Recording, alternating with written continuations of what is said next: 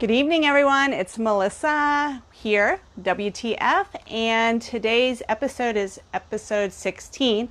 I apologize for all the different shadows on my face. I'm trying to dodge and it's kind of difficult, but anyways, today's episode is going to be 5 steps that motivate, or 5 steps to find out what actually motivates you. I don't know about everyone out there, but I have been struggling to seek motivation for certain things. So I thought this would be a good topic for all of us since we're all kind of stuck at home. But the first thing to do is understanding yourself is actually the key to a happy and successful life. And a way to better understand yourself is to know what actually motivates you. So motivation is defined as something, it's something that causes you to actually take action. And if people are taking action, I have a question, then why are only 20% able to accomplish their New Year's resolutions? Well, I'm going to tell you why. So it's because they may have a determination, or it's because they may not have determined what their actual motivation is to accomplish this goal. And we all have willpower, and a lot of us are already taking action to try and achieve goals, but what we're missing is the actual definition of motivation, or why we are actually motivated to accomplish these goals. So I'm going to ask you, what actually motivates you? Do you know? I mean, again, we do have the willpower, and we take action, but it doesn't necessarily mean we can accomplish a goal. We need to have that drive or that motivation, and you need to know what that motivation is. So here are 5 steps that I want you to consider. The first one is, you would do it if it were free. That is the mindset. So if you're fortunate to be able to get paid to do what motivates you, that would be awesome. But not everyone is. So I'm sure all of you have heard of Van Gogh to some degree. Van Gogh was an actual artist, very historic artist, correct? Okay, so do you know how many paintings Van Gogh sold in his lifetime? I can tell you that he created over 900, but he only sold 1. Hi, Kelly. Kelly's watching me today. She's at my house, actually. I'm kind of putting her off right now to do this, so thank you, Kelly, for joining. So anyways, yeah, he had created over 900 paintings and only sold 1 in his lifetime. It wasn't until after he passed that people started to appreciate his art, and then that's when he became very popular. So he painted because he loved to, and again, that's what motivated him. It wasn't to make a living, but he loved to do it. So he knew what he was motivated about. Hi, Teresa. My sister's watching now too, so hello, nice to see you.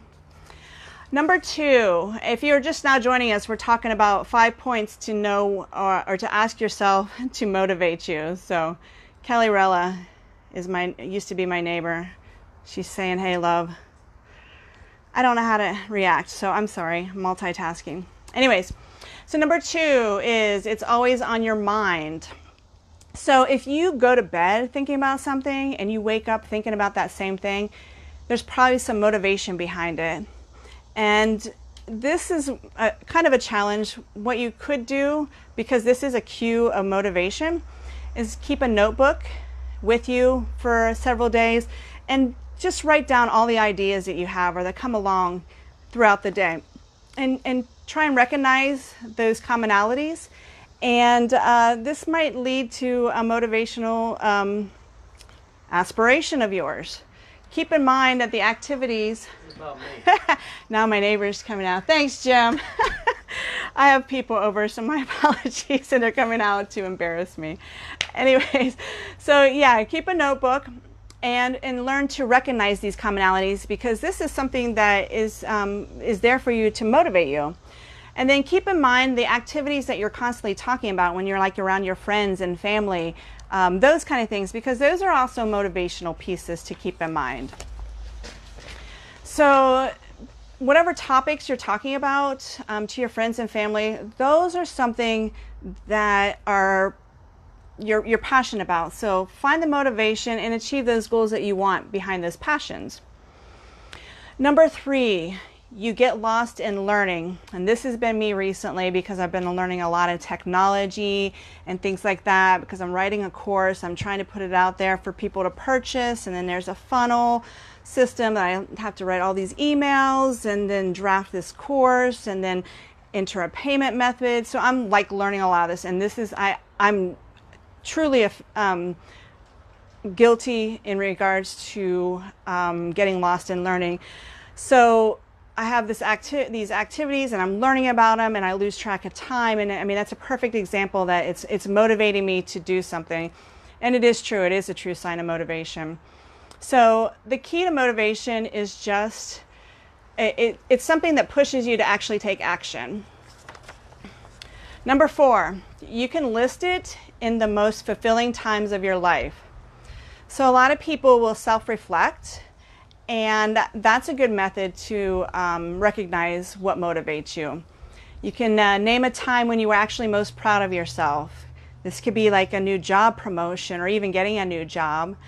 And it can also be, your firstborn, or scored the winning goal in a certain particular activity. I got Tim saying, realize what motivates you today will change as you change.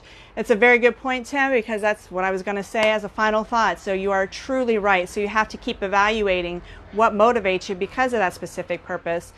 What motivates you 20 years ago is not going to be the same that motivates you 40 years from now, or what motivates you yesterday may not be the same. So very good point, Tim. So another thing that motivates you may be to help others and that are not so fortunate, and that's a big motivation. Or maybe when you were most proud of yourself, it was because someone who was close to you actually got to witness your performance. So these are also cues of motivation.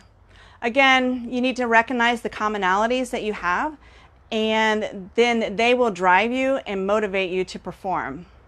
If you find joy in creating things, then find ways to express it. Or if you like helping others, then just do it. Hi Jody, we have Jody watching us now. Nice to see you guys. Thanks for the encouragement and the engagement. I like it. So number 5 is, would you do it if no one was watching? And this is a big one, because sometimes in life, society tells us to do certain things, whether we want to or we don't want to. And, but it's all about what you believe in. And our beliefs are going to be different. Like if I see a homeless person, I may give them money for a meal or buy them a meal. Others may not do that. And then that's okay. But, whatever the activity or the event is, it matters that you believe what's behind it. So find out what you are on the path for. What is the motivation for whatever you're doing or want to achieve? And then think about and reflect about how it makes you feel good about yourself. And then acknowledge, will you be not acknowledged by friends and family for doing it, or do you just do it because if you feel good about it? So those are things to think about when it comes to motivation. So my final thought is what Tim Dockery has kind of brought up here. Motivation will change over time. And it changes with different life experiences or events. So motivation is always changing, which again leads me to my point that you should always reevaluate from time to time where your motivation is coming from. And then remember that you can use 1 or 2 of these methods. Maybe you're using all 5. I mean, I can recognize my commonalities with a couple of these right now as I design classes and, have my Facebook group and my blog and things of that nature. So, but it's up to you to figure that out. So after reviewing this, why don't you tell us below what motivates you? I'm kind of curious to see what everyone else has out there. And then maybe others can learn from our motivation, what may be motivating them and they just don't realize it. But if you like this content, feel free to go to my blog. It is thinkmefirst.com. And there's a lot of other articles out there and videos. And then we have our Facebook group here. So again, I thank you all for joining me and participating and engaging this evening. And remember, think me first, and you guys all have a great evening. Bye.